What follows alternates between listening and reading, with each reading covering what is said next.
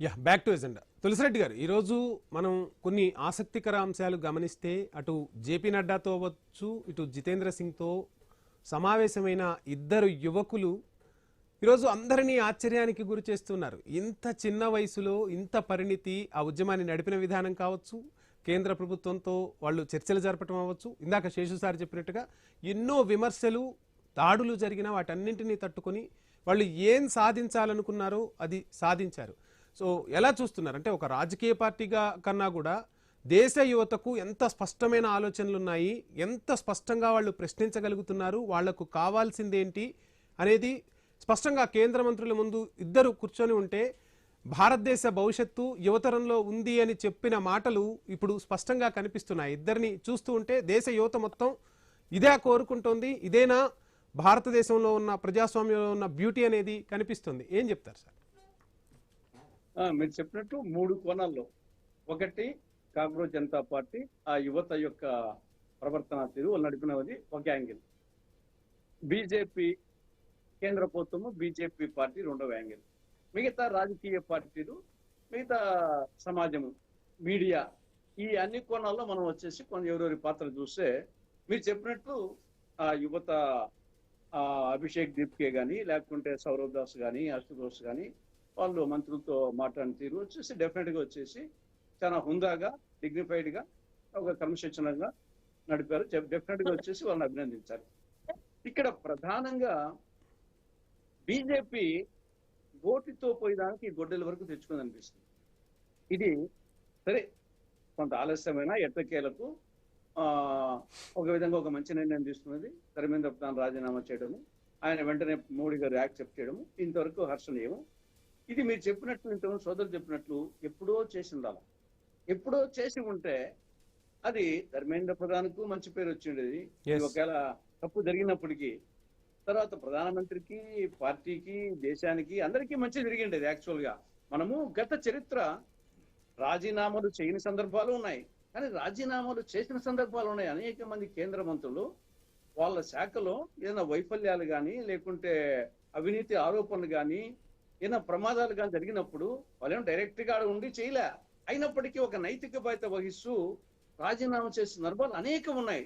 దాని వలన వాళ్లకు మంచి పేరు వచ్చింది, వాళ్ళ పార్టీలకు మంచి పేరు వచ్చింది, సమాజానికి కూడా ఒక మంచి సందేశం పోయింది. మనకు 1956లోనే లాల్ బహదూర్ శాస్త్రి ఆయన వచ్చేసి తమిళనాడులో ఒక అరియలూరు వద్ద రైల్వే యాక్సిడెంట్ అయింది, చనిపోయారు. ఆయన ఎంత ఇమ్మీడియట్ నైతిక బాధ్యత వహిస్తూ ఆయన రాజీనామా చేశాడు. తర్వాత ఆయన ప్రధానమంత్రి అయ్యాడు. నెహ్రూ మంత్రివర్గమే పడిపోలేదు, ఆయనకు ఇప్పటికీ అనుకుంటాం ఆయన మళ్ళా ప్రధానమంత్రి అయ్యాడు. అదేవిధంగా వచ్చేసి టిటి కృష్ణమాచారి 1958లో ముంద్రా కుంభకోణంలో ఫైనాన్స్ మినిస్టర్. ఇంకొక ఆయన కృష్ణమీనన్ వచ్చేసి రక్షణ మంత్రి భారత చైనా యుద్ధంలో. తర్వాత విపి సింగ్ రక్షణ శాఖలో, ఆయన కూడా మళ్ళా ప్రధానమంత్రి అయ్యాడు రాజీనామా చేసిన తర్వాత. సో శివరాజ్ పాటిల్ ఈ యొక్క ముంబై ఉగ్రవాద దాడులకు ఆయన కేంద్ర హోంశాఖ రాజీనామా చేశాడు. అంటే ఫైనాన్స్ మినిస్టర్స్, రైల్వే మినిస్టర్స్, రక్షణ మంత్రులు, హోమ్ మినిస్టర్స్. కాబట్టి గతంలో అనేక సందర్భాలు పవన్ కుమార్ బన్సాల్ గాని, తర్వాత అశ్విని కుమార్. తులసిరెడ్డి గారు ఇక్కడ ఇంకొక అంశాన్ని కూడా మనం గుర్తు చేసుకోవచ్చు. అంటే సందర్భం అదైనా కాకపోయినా ఒక్క సీటు కోసం ప్రభుత్వాన్ని వదులుకున్న వాజ్పేయిని కూడా మనం ఆదర్శంగా తీసుకోవచ్చు ఇటువంటి సందర్భాలు. ఎగ్జాక్ట్లీ ఒక సీటు కావాలంటే ప్రధానమంత్రి హోదా దాన్ని మ్యానిపులేట్ చేయాలంటే పెద్ద సమస్య. కాబట్టి డెఫినెట్ గా వచ్చేసి అటువంటి ఆదర్శప్రాయమైనటువంటి నాయకులు ఉన్నది. దాన్ని బేస్ తీసుకుంటే అసలు ఇంత దూరం వచ్చిండేది కాదు.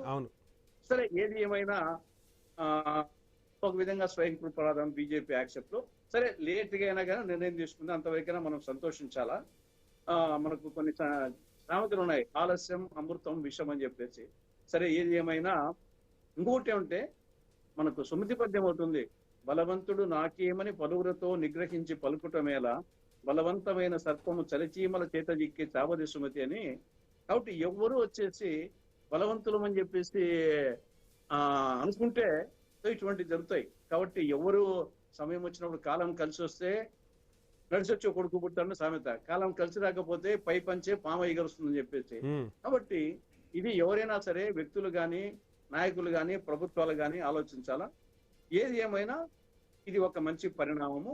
ఆయన రాజీనామా చేయడము, దాన్ని యాక్సెప్ట్ చేయడము, అంతవరకు మనం ఇంకా భవిష్యత్తు వచ్చేసి దీంట్లో రాజకీయ పార్టీలు కూడా ఎవరెవరి పాత్ర వాళ్ళు ఎంతవరకు పోషించాలో అంతవరకు పోషించాయి. అటు పార్లమెంటు సమావేశాలు జరగడము, పార్లమెంటు ముట్టడి, డెఫినెట్ గా వచ్చేసి కాంగ్రెస్ పాత్ర. సరే, మనం ఇది విద్యార్థుల Yes, yes, యువతకు yes. మనం ఇచ్చినప్పటికీ డెఫినెట్ గా రాహుల్ గాంధీ, ప్రియాంక గాంధీ, మల్లికార్జున ఖర్గే వాళ్ళు వచ్చేసి ప్రైమ్ మినిస్టర్ ఇంటి ముందరనే ఒక ప్రెసిపిటేటింగ్ ఫ్యాక్టర్స్ ఇవన్నీ ఒకదానికి ఒకటి. కాబట్టి ఏది ఏమైనా భవిష్యత్తులో ఇటువంటి పునరావృతం కాకుండా చూసుకోవాలా. ఇప్పుడు అయిందనే కాదు, దీనికి అయిన దానికి వచ్చేసి ఈ యొక్క రియాక్షన్. కానీ భవిష్యత్తులో పునరావృతం కాకుండా ఏమి జాగ్రత్తలు తీసుకోవాలి అనేది ముఖ్యం. ఇప్పుడు ఎస్, దానికోసం ఆలోచించాల్సిన అవసరం ఉంది. యా.